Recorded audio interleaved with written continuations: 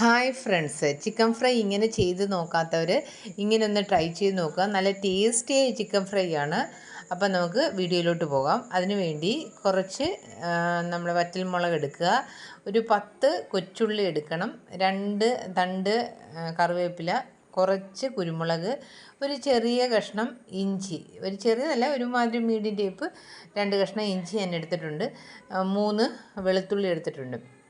ഇനി ചെയ്യേണ്ടതെന്ന് വെച്ചാൽ കുറച്ച് പെരിഞ്ജീരകം. ഇനി ചെയ്യേണ്ടത് ഇതെല്ലാം കൂടെ മിക്സിക്കകത്ത് ഇട്ട് നന്നായിട്ടൊന്ന് അടിക്കുക. ഒരു രണ്ട് പ്രസ് ചെയ്ത് ഒന്ന് അടിച്ചതിന് ശേഷം അതിലോട്ട് കുറച്ച് മുളക് പൊടി, ഇച്ചിരി മഞ്ഞൾപ്പൊടി, ഇച്ചിരി ചിക്കൻ മസാലപ്പൊടി ഇതുകൂടെ ഇട്ട് ഒന്നുകൂടെ ഒന്ന് മിക്സ് ചെയ്തതിന് ശേഷം ആ പൊടിയിലോട്ട് നമ്മുടെ ആവശ്യത്തിന് ഉപ്പ് ചേർത്ത് നമ്മുടെ നല്ല രീതിയിൽ കഴുകി വെച്ചിരിക്കുന്ന ചിക്കനിലോട്ട് ഈ അരപ്പ് നന്നായിട്ട് പുരട്ടി ഒരു 10 മിനിറ്റെങ്കിലും റെസ്റ്റ് ചെയ്യാൻ വെക്കണം. എന്നിട്ട് വേണം നമ്മൾ വറക്കാനായിട്ട്.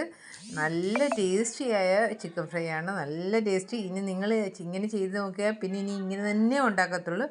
Okay, thank you friends.